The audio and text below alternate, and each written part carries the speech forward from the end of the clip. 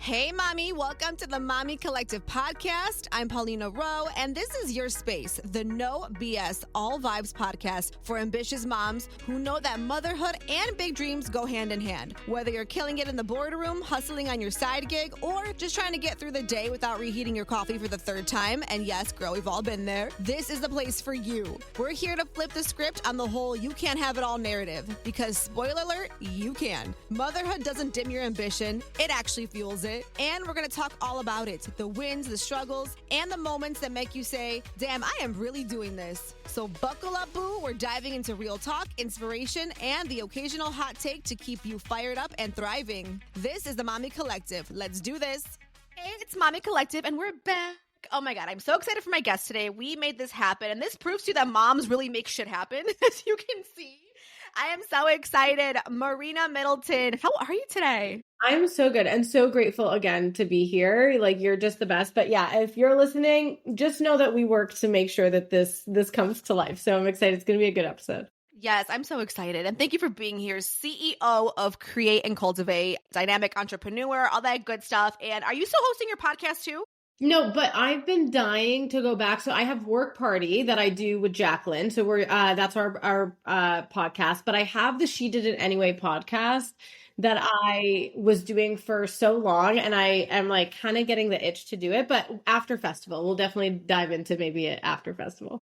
I love it. Well, hopefully you can, bring it back. I know with podcasting, it's like such a fun outlet, but I know it's a lot of work. So I get you. And you're busy. So I totally get it. I love it. So first and foremost, I think your path is remarkable. I do. I think you are such an innovator. I think you're, I don't know. I just think you're such a trailblazer too in this space. So I think it's awesome to get to come on the podcast and talk to moms who might be kind of either, trying to figure out their own lane, their own path, or just trying to reclaim their identity, right? And I know as moms, we have all at some capacity kind of been through that. You know what I mean? It's I'm a mom now, but who else am I, right? Or, what else is out there for me? And for me, my biggest thing is I saw so many moms kind of go through that before I had my baby, who was only one. But I was I don't want to, I don't want that, I want to do it all. And I know it's such a cheesy thing to say, but I was I do. I know what I want.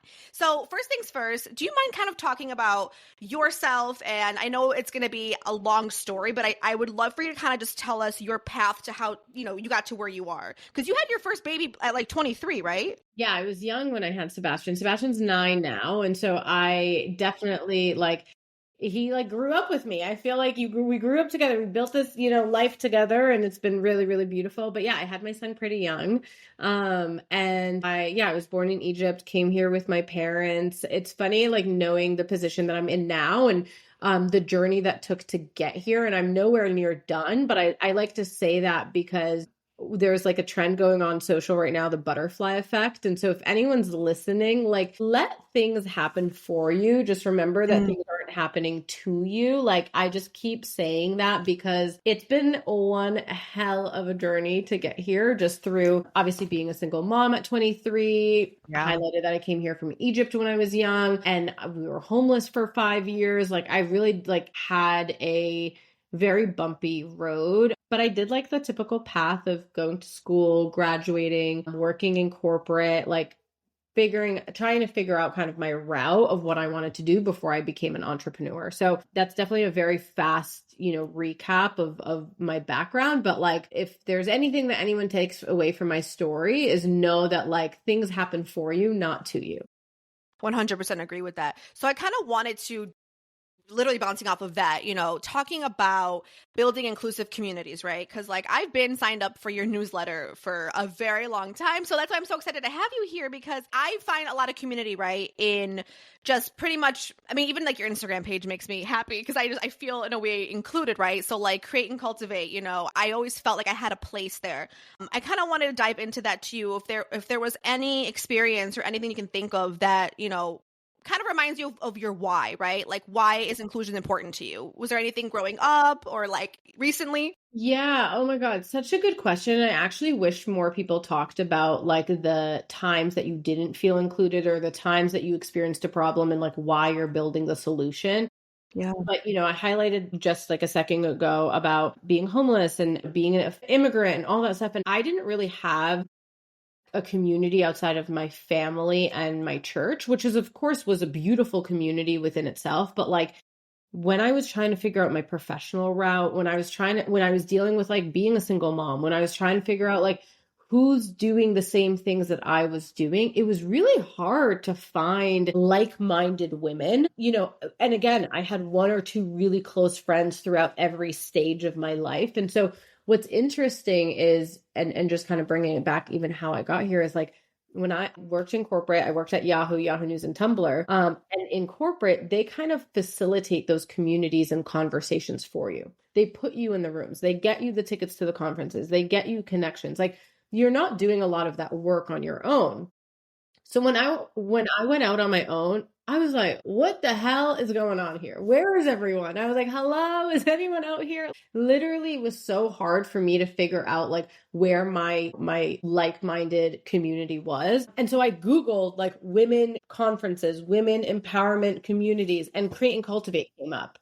And so I became an attendee, and I was just going through motions of being an entrepreneur, but I had this like really supportive community of women that I would meet in person at every event. And I was traveling to New York, I was traveling to Austin, I was going to these events so I can be around more women. And so I love that you're part of our newsletter. Create and Cultivate community is insane. I've never seen anything like this. They're just like ride or dies, not just for the brand, but for each other. It's just like the best thing. So yeah, so the solution is like Create and Cultivate, giving you the community that you need in different stages of your life, right? Like when I was a mom, I needed a community. When I was starting out, when I was in corporate, when I was struggling in my relationship, when I was getting married, like, there's different seasons of your life. And so finding a community that has like different subsections and sub communities is very important. Completely agree. And that's kind of what like Mami Collective is. It's like a community, like you said, for that season of momhood, right? Yeah. The moms who just want to connect or just not lose themselves, whether it's, with their passions, right? It doesn't have to mean like physically, like whatever. I go to the gym, okay, I'm trying my best. But like I knew, right? Because I do radio and I do some TV stuff in Chicago. I'm like, no, like these are important to me. So trying my best. I love it. And I love that you're creating these communities in this community, because like everybody has their own circle of people, and representation is so important. And so your community members, like they might come to Create and Cultivate and need to see you, right? Like they need to hear your story. And I just feel like I feel very strongly about others creating their own communities, their own events, like making sure that there's a space for everybody. So I love that you're doing that. Yeah, thank you. I love all the work you're doing. And honestly, you guys inspired me at Create and Cultivate to kind of do that, because I remembered the importance of community, of showing up, right? Of connecting. Like you said, different phases in life require maybe different groups or different resources, but it's important. It's so important to me. I've heard that you've mentioned before, and correct me if I'm wrong, but you said that energy is more valuable than time. And I thought that was so interesting. So two parts of that question. A, I would love for you to kind of dive in on that and sort of like what that means to you. But then also, how do you structure your day to kind of align with your energy levels? Because each day is different. Love it. What a good question. I 100% feel like energy is the most important thing. It's the way you show up. It's the way people receive you. It's the way, like, I always say, like, the energy that you bring into a situation determines the outcome of that situation, right? And that could be as simple of like going to the store to make a return, and you're either walking in pissed and you're going to try to fight with someone, and that energy, they're probably going to be like, no, this is too much. We don't need to, you know what I mean? Help you. Versus like you walk in and you're graceful and you're like patient and, you're warm, and it's just the energy is the most important. I think for energy, when it comes to productivity, it doesn't matter how much time you have. If you're able to control your energy and just like operate when you have the highest energy versus trying to force your bigger projects when you have the lower energy, you will be more productive. So for me, I'm a morning person. Like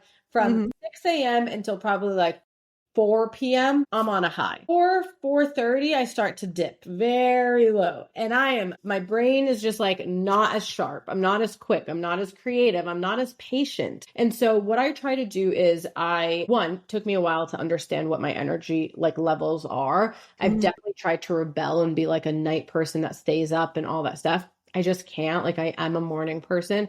And so I've played around with my schedule. So if you're listening, make sure that like listen to what I'm saying, but also take what you need. Don't try to force yourself to like be in my routine, because that's what I did for so long. I was like, this person wakes up at 5 a.m. They go to sleep at 11 p.m. And so that like, I'm going to try to do that. And I'm going to try to do, all of my work at night. It just figure out your schedule. So for me, I wake up in the morning. I have to wake up before anybody else in the house does. And so I wake up, I grab my coffee. I like, whether it's working out, whether it's just sitting and doom scrolling, whether like whatever I want to do, that's what I do in the morning. It allows me just like reset. There's many days where I check my email and I love that. Like there's no right or wrong thing to do. Then I get ready for the day, get Sebastian out the door, breakfast, bag, like all the things. As a mom, Matt does drop off. So my husband does drop off in the morning. I work throughout the day. I'm usually back to backs.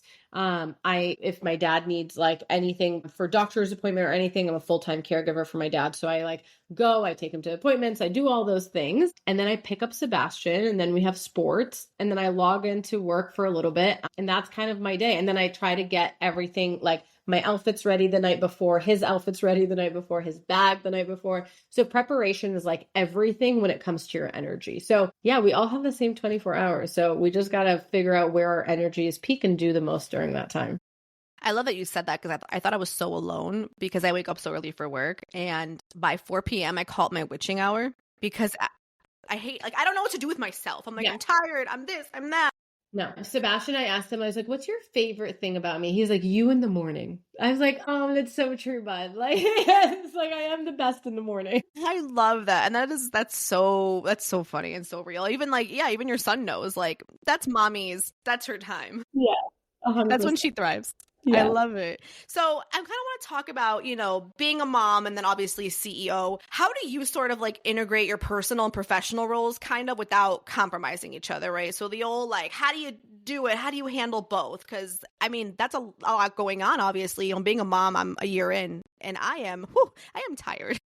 No, listen, a year into motherhood, like, I didn't know what the hell I was doing. It's just like, you kind of get through the day. And I was a single mom, like a year and a half into being, for the full year. I met my husband or reconnected with my husband when Sebastian was 2, but, it's a lot. So like, give yourself grace. Like I'm so excited for you. That's so amazing. But I don't do it all. And I think that that's the most important thing. Unfortunately, it looks like I do it all on social and I definitely don't. Like I really, really am mindful of the season that I'm in. I'm in a very busy season. And so what that means is, and Shonda Rhimes said this, and I've been saying it on every interview, and it's like, she said it during a graduation speech where she said, if you see me thriving in one area, know that I'm failing in another.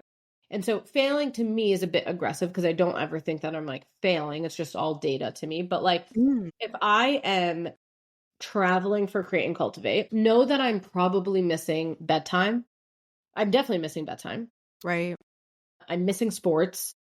I'm missing my school pickups and like my driving home with the windows down, listening to music with Sebastian, right? Like those are things that I'm missing. But when I am home and it's, after work hours, I am missing emails. I'm not getting back to emails. I'm not getting back to Slack. I'm fully present. And so I really try to know that like wherever I'm doing, whatever I'm doing, I'm present at that time. And so just understanding, and if you're listening and you're a new mom or you're trying to figure out all the things, like just give yourself grace and just know that there's different seasons. This might be a really busy season for you. This might be also a very slow season for you.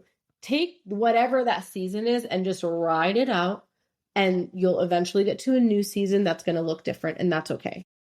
I 100% agree. Do you ever feel like, and I don't want to use the term better mom, but do you ever feel like a more fulfilled version of yourself, right? Or a more fulfilled person when you are sort of in your busy season, you're slaying it, right? And I know there's obviously like the cons, like you said, I can't, do his bedtime routine. I might miss a game or a practice or whatever, dinner time, things like that, which obviously affect us as moms.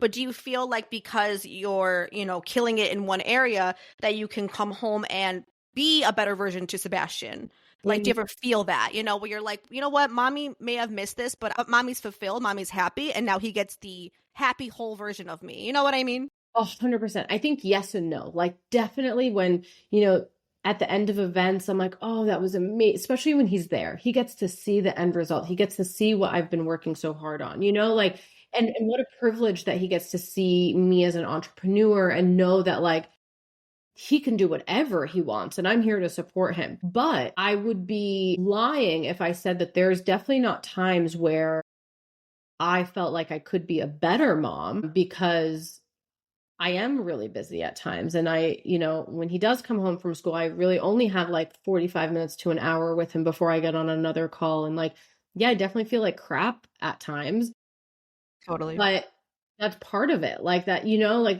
that's kind of part of it. And I think that because I feel so crappy sometimes, and I don't like to use the word guilty because I know I'm not doing anything wrong, right? I'm building a beautiful, beautiful life for him, and he will get older and eventually see the things that we're building. I think, it would not be fair for moms if I said, no, I always feel good and I feel like I'm the best mom because I'm doing all of these things. So I say that to say it's okay if you feel sad. It's okay if you feel like you could do more.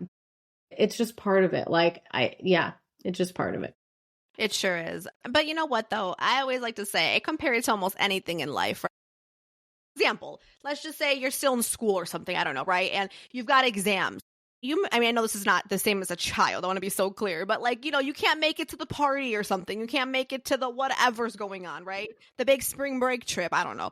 I never had that, but you know what I mean? Like that thing. But it's like, but I'm doing this because it's almost my responsibility, right? To do it. I need to put my all into something. But then guess what? I'm gonna pop out like next month. You'll see me. You know what I mean? 100%. And that's like, again, it's just like give and take. There's times that I'm going to be home and I'm going to be all around to the point where he's sick of me. And there's other times where I'm like, but I'm going to be home in 3 days. Like, I'll see you soon, And so, and I do think that like just creating different touch points throughout, like when I'm traveling, even if I'm on the East Coast, I set my alarm for 3:30 a.m. on the East Coast. I wake up at 6:30 here. So I'm 3:30 a.m. so I can say good morning, make sure he has a good day at school, no matter what. Like I will set up my alarm. And so that I set my alarm when I like time block for school pickup. Like I'm always at school pickup. Even when I'm traveling, I'm calling during school time when he's home. Like when he gets home, I know that he's home to see how his days are. So it's just like adding these touch points to make it feel like I'm still there, knowing that I'm not still there, Yeah, I totally get it. But I love the creative ways that you are making sure that you are, quote, still there. And that gave me an idea because like sometimes I'll travel. I guess I did recently. I went to New York. It was back in January for like a movie junket thing with Netflix. And like it was my first time leaving her. And I was like, what do I do with myself? Like, you know what I mean? I had a great time. I love New York. So I was like, it's going to be fun. And it was quick, like in and out 2 days. But I was just like, oh, I miss my baby. But the FaceTime, we did all these things, Yeah, I was going to say the duality of that could exist. And I think that I've learned that this year or last year the most of like, you can be very happy and like amazing and having the best time while also feeling a little sad or feeling like, oh, I'm home, I miss home or whatever. Those two things can definitely exist. You're not I crazy. totally agree. I totally agree. Oh my gosh. What do you think has been your favorite part of motherhood? If you had to. I think seeing Sebastian experience life through his eyes. I know that sounds silly, but like it's just so cool when he sees new things for the first time. He's 9 now, right? So like he'll watch a win on a game. Like we just went to the Celtics game and Knicks game yesterday, and he was like, seeing him experience a win for the first time and the whole arena is going crazy. Like it was so cool. Seeing him see an event for a first time, seeing him like navigate a tough conversation at school or something that made him uncomfortable for the first time is so cool. So it's like that to me is the coolest thing because I think as adults, we're just adults, right? And we're just like, we don't really have that like childhood creativity as much as kids do. And so it always reminds me to like just have a little bit of fun and just be curious and have this like childlike mentality because it's so beautiful to see him experience things for the first time. Do you feel like your experiences growing up are different than his, so it's kind of cool to see. I was about to say, like, how do you, in a way, but also how do you keep or like raise your kid to have like to be humble but also grateful but also like know who they are in this world, as far as like, I could do whatever I want, because like I know my daughter and I have very different experiences growing up, Yeah. Our son will not have the grit that we do. Like my husband and I, we grew up with nothing. Like being gritty and being resilient is inevitable. Like we had no choice. He is not going to have that because he just simply isn't experiencing those things anymore. And thank God we're working so hard so he doesn't. And so it's definitely always a conversation of like, how do we instill, like, humble for sure, grateful for sure, like respectful, mindful, hardworking, all of those things he will have. Like, I know that he's very naturally empathetic. So it's really beautiful to see like how he just feels, but he's never going to know how it is to just like not have money and have your parents like really struggling and figuring out like he's not going to know how it feels to never have your parents at a basketball game because they're working, right? Like Matt and I are always at his games, are always at, like, we're present. We're so present. And that's not to say that our parents didn't do an amazing job. They did. That's why we're the way we are. And so now we're just building a different life for him intentionally. And so maybe grit isn't one of them, but like he'll have his own qualities, which will be great. Yeah, no, I love it. And I think that's like important. And that's why I asked, because I feel like, especially like I know your story. And I just felt like, growing up, I'm like, I know for a fact, like, your son, I mean, he's so lucky to first of all have you as his mother, like first and foremost, but like he gets to really experience life in this beautiful way. And a lot of our kids do. And I look at my daughter too, and I'm like, okay, like, how do I still make you a little street smart? But like, right? I'm like, how do I do that? But like make you book smart too? Like, I'm just trying to figure out, it's my first time here being a mom. Yeah, no, just figure it out. Like you're going to figure it out. I mean, my husband's born and raised in Yonkers, and he is gung ho trying to get Sebastian to be as like tough as he was. And I'm like, he lives in the suburbs of Massachusetts. He's not going to be as tough as you are. He's never going to experience nearly as much as things as you are. So it's just really interesting to see that. But like you just said it, and it's so important to call out. Like, this is your first time doing it, right? Like, this is all of our first time, like, doing things. Like, it's okay. We're just figuring it out. Like, why would you know how to be a mom? You've never been a mom before. So, like, give yourself grace. And I always say that, like, how would I know to do that? I've never done that before. I'm going to learn throughout it, And so just remember. 100%. How do you connect with your culture, right? Or have your son Sebastian also connect with your culture as well? Is he fully Egyptian, or is he mixed as well? No, he's mixed as well. But he's 50% Egyptian, 25 Italian, 25 Native American. It's so funny. I'm obviously born and raised in Egypt. It's like so important to me. I only speak Arabic to my parents. My parents speak Arabic and English, but very broken English. My goal was to have my parents only speak Arabic to Sebastian. Okay. And my parents have helped me raise Sebastian and used to watch him a lot when he was younger, like especially when I first got my job at Yahoo. And I came in, they owned a pizzeria. It's like literally the funniest story ever. I owned a pizzeria, or they owned a pizzeria, and I was at work, and I come back, and my mom is like teaching him the ABCs, like English. And I keep reminding her, like, please teach him Arabic. Like, I got the English part, you get the Arabic, because I did want to make sure that he has, the Egyptian like culture ingrained in him. And how cool is it that like he can speak two languages? I come home, or I come to the pizza store to pick him up, and she's teaching him the letters, and she has the letter P as in like Peter. No, sorry, she has the letter B as in boy, and she goes B as in penguin, B penguin. And I go, no, it's not penguin, it's penguin. I was like, oh my God, you cannot teach him English, Mom.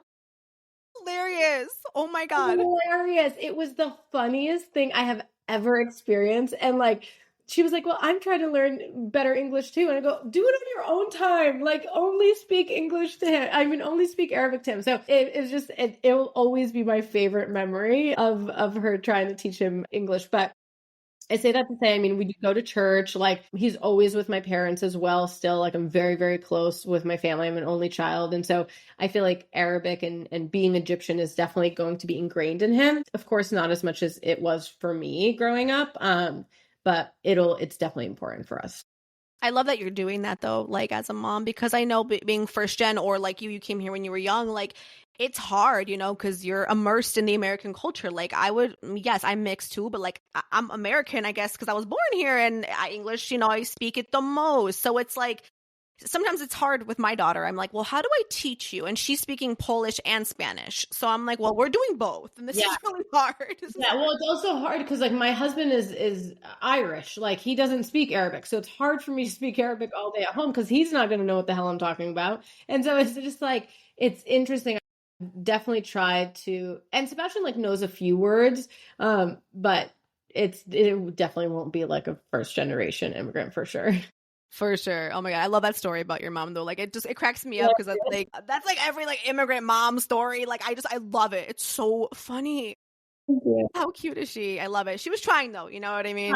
You guys. She was trying to make it happen. So really quick before we wrap up, I would love for you to kind of share, if you can, sort of like what's next for you, I will listen for both, in mommyhood, right? In your motherhood journey, what's next for Sebastian, you and your family, if anything fun. And then of course, what's next for you and, just all of your endeavors. I would love to know. Honestly, it's been so fun just chatting with you, and I'm so grateful that you have this space for women and moms in general. We just launched a mom retreat. So Create and Cultivate does a bunch of different events and retreats, but we just launched a mom retreat, which I'm like personally very excited about. And that's happening in October. So the waitlist is live. We have the festival coming up July 19th and 20th in LA. And I think for me, I'm just really trying to force myself to get out there more and connect with more people and like just like be, I don't know, I'm such an introverted extrovert. I don't know if you are. I don't know if anybody else that's listening is, but like I love going to our Create and Cultivate events, but if I'm not there, I'm like home hiding. Like I'm not like going out, I'm not doing like I just don't. And so I'm trying to change that. So if you're like that too, DM me. I love like connecting with women on my Instagram. That's kind of like where I live. And yeah, want to hear how other women are thriving and how I can support. Oh my God, you're so amazing. This has been so much fun. What is your Instagram handle so we could follow you and chat? Yeah, Marina A. Middleton. So just DM me. And if there was a biggest takeaway or something from this episode, like would love, love, love for everybody to share it and tag us in it. I always love to see kind of like what stuck with someone. What did they need to hear when they're listening? That's always really, really powerful. 100% agree. I'm so happy we made this happen. You are the best. And I'm hoping to come out to LA for the LA event. I will be there in next week. We're doing Disney and like LA I used to live over there so I'm like, let's just go for like fun or whatever. And then my baby's first time going to Disney. So I'm trying to come back. I know I'm doing New York in the middle of July. So I'm like, I'm going to make this work though, because I really want to go. I want to connect with other moms and like you said, other people too at these events. I've never been, so I need to go. Oh my God, you would love it. And I would love it. My team's going to kill me for doing this, but I would love to give a discount code for you and obviously your community as well. Yes. So thank you. Yeah, of course. So it's Marina 50, Marina 50. It's 50% off all tickets. So it's a pretty steep discount, but I just like, especially if you've never been, like I need you in that room so you could like really experience it. I'm telling you, you'll never want to go to another event. You're going to be like, what the hell? Why is this so different? There's just something about the Create and Cultivate community. It's the best. I'm so excited. Awesome. Thank you so much. We'll see you soon. Thank you. Bye.